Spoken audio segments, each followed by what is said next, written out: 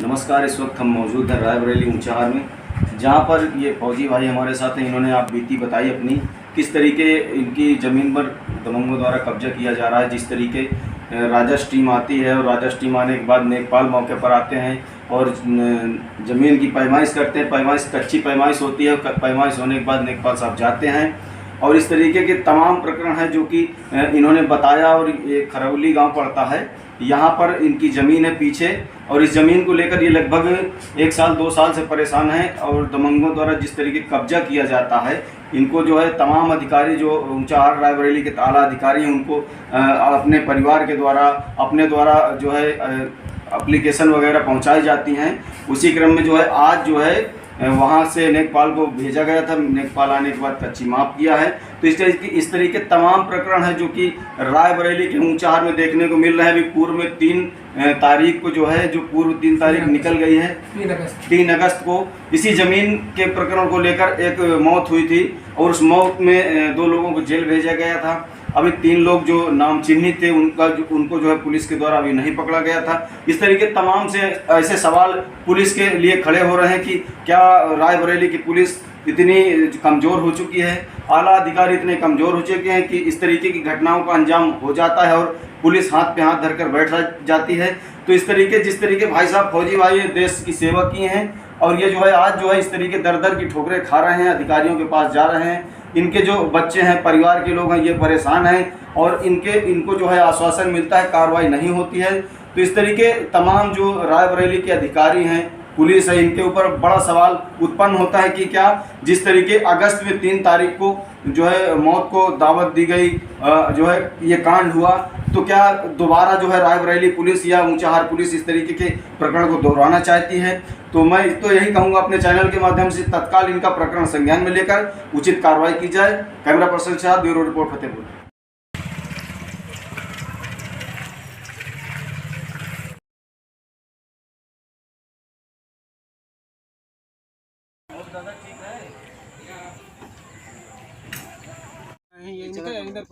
अपन कितना 33 वनंदन। हाँ, तो आप चलो जो ये देखो 836 के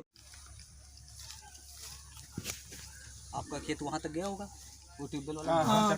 चलिए वहीं चलो।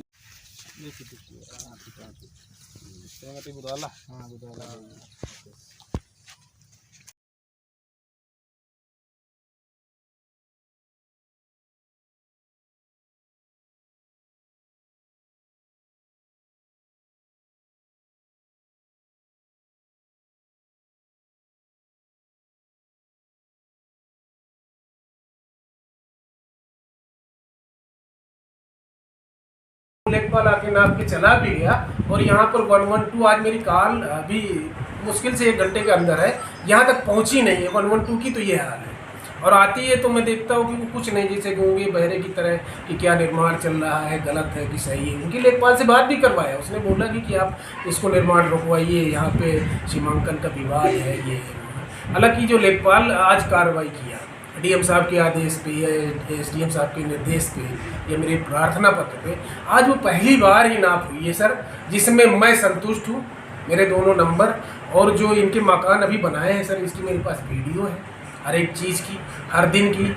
और एक दिन मैं थाने में स्वयं गया सर, मैं स्वयं गया, इसी तरह का विवाद था, 112 आई और बुला के मुझे ले गई थाने में। मैं 25 मई को मेरे 6 घंटे रखा गया। कोतवाल साहब को एक लोकेंद्र प्रताप सिंह, तो मैं बैठा रहा, उनकी ड्यूटी थी और जो भी रहा हो, तो मैंने वहाँ एक किताब लिखना शुरू कर दिया, सीमा प्रहार बनाम सीमा विश्वास। लड़ाई है सब लोगों की चलती, कोर्ट में भी गया, देखा क्या हो रहा है, सिविल कोर्ट भी गया, वहाँ भी देखा आदमी बेघर बेपैर घूम रहे हैं, क्या कोई निर्णय मिल रहा है। जबकि सरकार आजकल बोल रही है, लाल किले से आवाज़ आती है, मैं बोलता हूँ कि अमृत काल चल रहा है और 112 को हमारे दरवाजे पे नहीं आए और कहीं से पूछ रही लोकेशन हमारा पूछ रही है कि आप कहाँ। तो ये बहुत बड़ा डिफरेंस है सर। तो जिस तरीके आज माप हुई है आपकी ज़मीन की जी, और नेकपाल का क्या नाम था जो मौके पर आया? ये रविकांत केशरवानी नाम था, इन्होंने बताया था। और इसके पहले एक आए थे हर्ष तिवारी, उन्होंने कुछ भी नहीं किया और क्या रिपोर्ट लगा दिया मुझे भी पता नहीं चला। आज जो ये बनाए हैं उसमें वो कच्ची मतलब एक तरह से कोई हमको लिख के भी नहीं दिया कि नहीं आपका ये है सीमांकन, नहीं कुछ है। मैं इंतज़ार करूंगा प्रशासन का, करूंगा कैसे हमारे साथ कर। हमने कानूनी प्रक्रिया सारी कर दिया। एक फाइल मेरी भर चुकी है, ऑफिस करते करते, और दिवस जो सरकार के वो है एक ऑफिशियल चैनल होता है, जैसे आप थाने गए, SDM, तहसीलदार, इसके बाद DM साहब, मैं यहाँ तक बताऊँ कि मैं जनता दर्शन मुख्यमंत्री तक में भी एप्लीकेशन दिया। क्या नाम है सर आपका? मेरा नाम अमर सिंह फौजी के नाम से ज़्यादा लोग बोलने लगे हैं, तो अमर सिंह फौजी ही समझे आप। कहाँ से निवास करते हैं? मेरा निवास है खरौली मुस्तकिल, गांव का नाम है बड़ापुरवा, थाना और तहसील मेरी उचार, जनपद रायबरेली। आज जो है आप SP को और DM को ज्ञापन दिए हैं, किस संबंध में दिए हैं, क्या समस्या है आपकी? सर मेरा विवाद एक चल रहा है ज़मीन का। ये 2021 हमने एक रजिस्ट्री करवाई थी जून 2021 में, तो वो थोड़ा विवादित ज़मीन करके ऐसे बोल रहे थे, लेकिन हमने जो मौके पर फरमाइश वगैरह देखा तो वहाँ पे बिल्कुल खाली हुई ज़मीन पड़ी हुई थी। और ये कुछ लोगों ने सोचा कि ये जो मकान बने ये आएंगे और कुछ विवाद वाली बातें पैदा कर रहे थे, तो ऐसा कुछ नहीं था। ज़मीन वहाँ खाली पड़ी थी, बशर्ते ये कि वहाँ पे जो है ये खाली ऐसे थी कि हमारी खेत वहाँ तक नहीं था। तो हमें भरोसा था कि हमें मिल जाएगा, क्योंकि हमने भी आर्मी में था और मैं ब्रीडिंग करी थी, तो हमने थोड़ा मैप देखा और उसकी डिग्री डिस्टेंस बनाई तो खाली दिखा। हमने कहा ठीक है, इनके मकान तो बाहर है। आज ये लोग कह रहे हैं कि मकान हमारा है, इसमें है, क्योंकि कहीं मकान वकान नहीं थे। उसके बाद ही लोगों ने निर्माण कराया। और ये मैं आपको बताऊँ सर, मैं आर्मी में रहते हुए भी अपने यहाँ से एक कार्रवाई करवाई। हमारे यहाँ एक आर्मी वेलफेयर करके होता है, उसकी सारी कापियाँ हमारे पास आई हैं, सारे डॉक्यूमेंट में रखे। एक फाइल है हमारे पास, ये आप फाइल देखेंगे कि पूरी फाइल भर गई कार्रवाई। हर एक ऑफिस, हर एक मतलब यहाँ थाना से लेकर के, अपने यहाँ थाना से लेकर के, फिर लोगों ने बोला कि नहीं आप गलत चैनल पे जा रहे हैं, ये राजस्व का मामला है, तो आपको तहसील और SDM के पास जाना चाहिए। तो फिर मैं वहाँ गया, वहाँ पे जा कर के रियल में जो सीमांकन के लिए धारा 24 होती है उसको कराया कि नहीं हमारा सीमांकन कर दीजिए। तो उसमें अभी शायद कुछ कानूनी प्रक्रिया में टाइम लगता है। बट आज की मैं डेट की बात करूँ तो DM साहब के आदेश पे मैं आपको प्रार्थना पत्र दिलाया वहाँ पे फैमिली से, तो DM साहब ने तुरंत आदेश किया। इससे पूर्व में कितनी बार उस ज़मीन की माप हो चुकी है? सर हमारे रहते हुए, मैं बताया ना मैं आर्मी से हूँ और मैं ट्रेडिंग जानता हूँ मैं कि कैसे नापा जाता है। तो ऐसा कुछ एक बार भी हमारे सामने नहीं आया। लेखपाल आया था, एक अजतिवारी था, तो ऐसे नापते हुए जिसे डर रहा, तो उसको भी आदेश नहीं रहा होगा जो कानूनी प्रक्रिया है।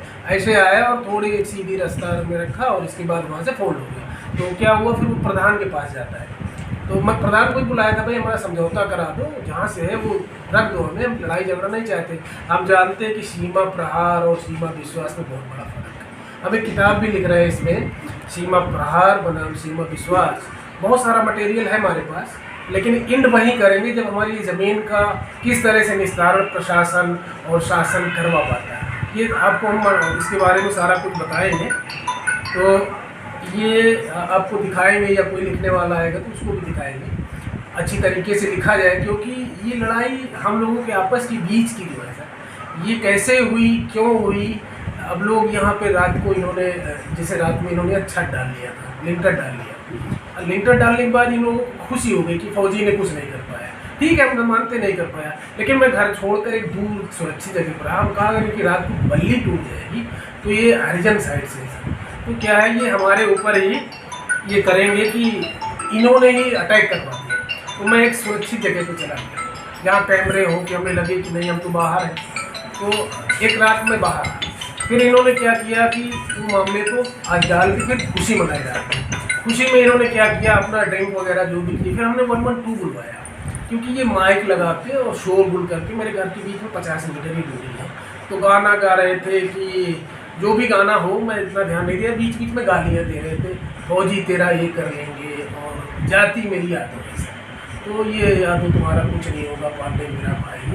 ये कौन सा गाना है, बीच बीच में ऐसे कर रहे थे। फिर मैंने 112 को रात में भी सोचा बुलाएंगे तो कुछ होगा नहीं, तो 112 बुला के मेरे अगर इसी नंबर से, मोबाइल नंबर से, पर्सनल नंबर है, उसे बात करें तो उसमें इतनी कॉल होगी कि शायद वो जो हैंडलिंग कर रहे होंगे इसको डाटा जुटाना मुश्किल होगा। है ना। तो पुलिस अभी तक में पुलिस का किस तरीके रवैया रहा इस संबंध पुलिस में? का रवैया सर अभी मैं आपको बताऊं, जैसे लेखपाल ने हमसे बोला कि आप पुलिस बुलवा लो, तो हम डायरेक्ट थाने से तो बुलाएंगे नहीं, हमारी कोई सुनेगा। मैं जानता हूँ अगर प्रशासन इतना कानून बढ़िया काम करे तो कोई इतनी परेशानियाँ नहीं है।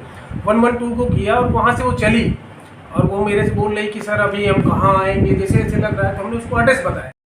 आपकी ज़मीन पे जिन लोगों को कब्जा है उनका क्या क्या नाम है? अच्छा सर, उनका मैं नाम बता सकता हूँ आपका। एक तो जो मेन लड़का है अमी चंद पुत्र रामदीन, फिर उसके बगल में आता है वाइफ ऑफ हरीलाल का, फिर उसके बगल में आता है रामसुख पुत्र मथुरा, और एक हरिचंद, और ये हरिचंद वाइफ ऑफ हरिचंद। तो ये लोग सामने अपने पत्नियों को भेज देते, फिर ये लेखपाल का नाम तो कम लेते हैं लेकिन प्रधान का नाम बहुत लेते हैं। अब प्रधान को कौन सा वो सिखा देता हमें भी पता नहीं है, ना आपके टाइम आया, आज भी आना चाहिए था, नहीं आया, लेकिन ये प्रधान को नाम बहुत लेते, पता नहीं उनके पास क्या है, इनका कुछ पावर होगा, कुछ पकड़ होगी, ये वही लोग उनको उलझा है। मैं तो ये मानता हूँ कानूनी प्रक्रिया को ये लोग नहीं मान रहे हैं, प्रधान को ये उसके बारे में। लेकिन वहाँ पे मिट्टी खुदाई किया हुआ था, जला हुआ था, सब चीज़ जला हुआ था, और उसकी मौत भी हो जाती सर। आज तक मैं पता किया हूँ कि कोई क्या हो रहा है उसमें, प्रशासन का क्या एक्शन है, कानून की वो धाराएं भी बदल गई हैं, हमें भी ज़्यादा पता नहीं है, लेकिन ऐसा अंधकार में देखा नहीं सर। ये खरौली, रायबरेली, अभी मान लो हम एक वोट की अपनी बात करें, मेरी ताकत क्या है, एक प्रधान को हम जिता देते हैं, अब प्रधान ही हमारे उल्टा काम करने लगे, तो जिसका नतीजा आज मैं आपको बता रहा हूँ। और यही वाली नतीजा जार्जीगढ़ वाले में भी हुआ। प्रधान मौके पे नहीं गया, मेरे पड़ोस में था, कई लोग बोलते रहे क्या हुआ, कैसे हुआ। फिर इसके बाद में देखता हूँ कि हमारे यहाँ विधायक होता है ना, विधायक का भी कुछ पता ही नहीं चला। शायद 10 दिन बाद या कुछ दिन बाद आया था वहाँ पर, राहुल से मैं पूछा था, तो हमने कहा क्या बोल के गए, सांत्वना वगैरह कह दिया, तो वो बोला बेचारा कुछ नहीं, जैसे आम आदमी ऐसे। फिर इसके बाद मैं सांसद राहुल गांधी से भी मिलना चाहता हूं, और मेरा नंबर भी मैं इनको भाई को दे दूंगा। मैं बात करना चाहता हूं कि मैं जिस तरह एक वोट से आपको जिताता हूं, उसी तरह से मेरी अगर एक चोट लगे और आप तक खबर पहुंचे, ऐसा बंदा यहाँ तैयार करें पोलिंग स्टेशन पे। अगर नहीं हो रहा तो बताएं, हम लोग सहयोग करके आपके लिए एक ऐसा बंदा तैयार करेंगे कि जनता को दर दर भटकना न पड़े और इस तरह की लड़ाई झगड़े पैदा न हो सके। बाकी जय हिंद, फिर मिलेंगे।